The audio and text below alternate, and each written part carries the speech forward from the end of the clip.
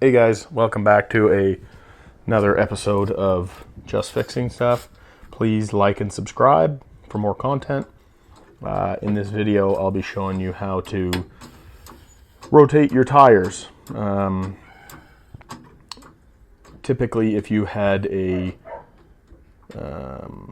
tire iron to take the lug nuts off, you would actually loosen the lug nuts on whichever side you're going to be rotating the tires first, and you'd do that just because once you jack the vehicle up in the air, the tires will rotate. So in this one, I'm actually going to be using a 1/2 inch impact to remove them, so it's not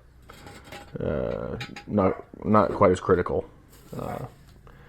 So I've just been jacking up this vehicle on the one side, and I like to find a nice meaty spot of the frame with the car jack, typically right around the middle, but depending on where the vehicle sits and how it sits, you might have to adjust it forward or back along the length of the vehicle just to get that sweet spot so that you can lift both tires at the same time. And yeah, so I'm just taking these jack stands, they're 3-ton jack stands, and I'm just carefully putting them under one end of the frame of the vehicle in a position where it is going to hold the weight while still high enough that it'll keep the both tires off the ground. I will back away the car jack just a slight bit, as you seen just prior to me saying that. And then I just increase the car jack just enough so that it touches the frame and maybe snugs up a little.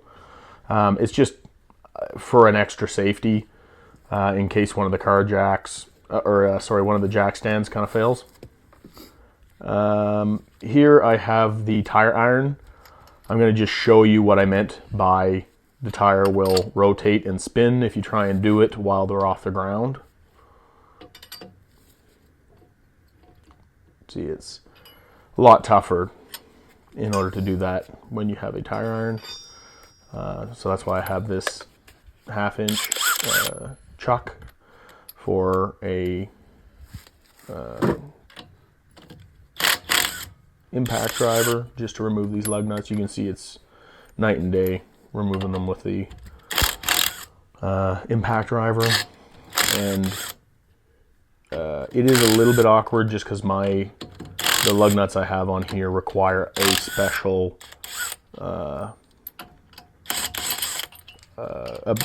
bit, more or less. Generally they don't, but it just depends on the tires and the lug nuts and the rims and stuff like that. So as you can see, I'm just popping this tire off. Sometimes it does require a little bit more effort. This one, because I've replaced the tires themselves probably 6 months prior, so they came off pretty easy. Generally, I do like rotating my tires every now and again, like maybe once a year, twice a year, something like that. Just solely for the fact that the front tires, they will get uneven wear a lot of times because they're turning. You turn back and forth with your front tires, whereas your rear tires, because they're on a fixed axle, they get very even wear generally, unless you got something terribly wrong with the rear end of your vehicle. But generally they'll wear a lot more evenly. And yeah, so as you can see, I'm getting those lug nuts off of there, and just gonna pop that tire off and then roll it over here. Okay.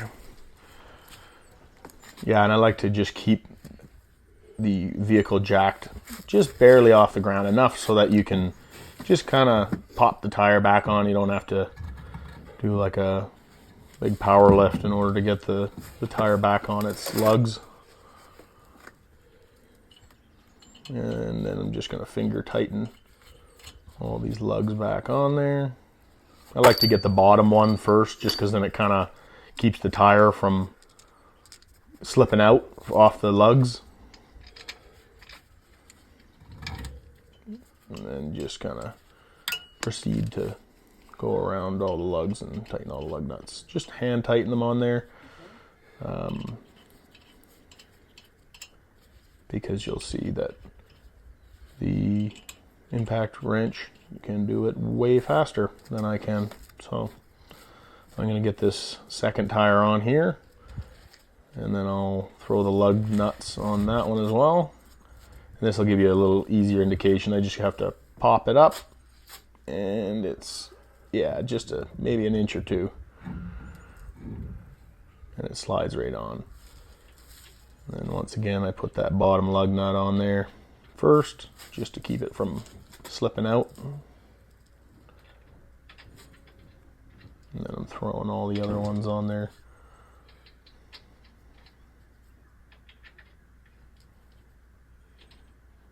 Okay. Time to grab the impact. And then I like to tighten them up. Generally, you're supposed to tighten them up in a somewhat of a star pattern.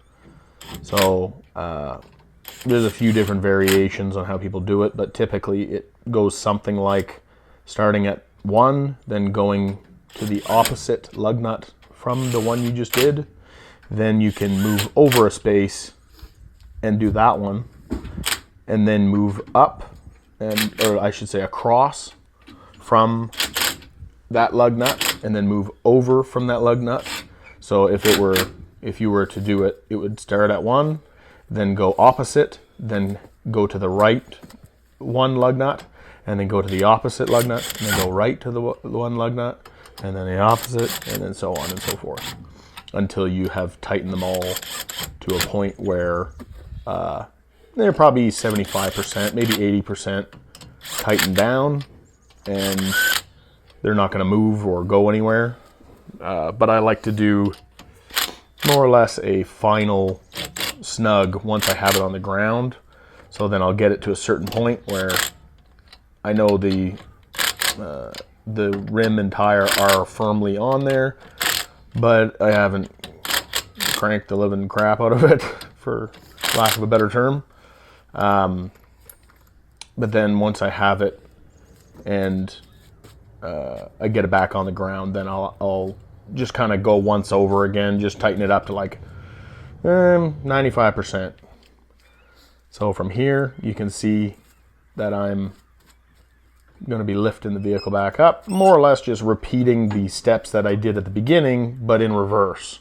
So lift this vehicle up, and anytime I'm dealing with this kind of stuff, anything with a vehicle, especially when you're relying on a hydraulic lift, you never want to kind of, as much as you can, sometimes it's hard not to, but you don't want to put your whole body under the vehicle in case the car jack fails.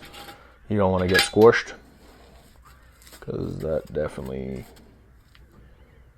wouldn't feel good. And then I just lowered this vehicle back down slowly and drop down. And yeah, like I said, once I get this all done and drop down onto the tires, then I'll take the impact driver one more time, and I'll just go back over these lug nuts. And again, I'm not trying to crank the living crap out of it. I'm just getting it to a nice tight, probably 90, maybe 95% of what they should be.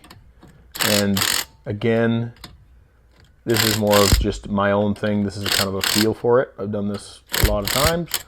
And then if you don't have a torque wrench, I mean, to be perfectly honest, tighter is better than looser.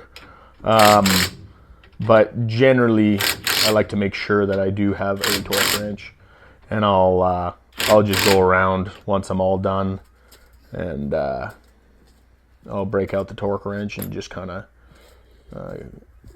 just make sure that I have it torqued up to spec, and I will put that spec level for the foot-pounds of torque that these lug nuts should be at in order to make sure that it is done safely and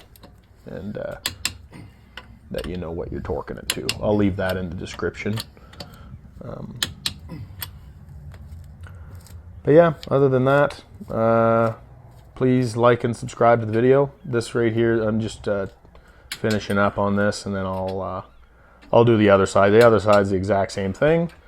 But yeah, please like and subscribe the video, and yeah, thanks for watching.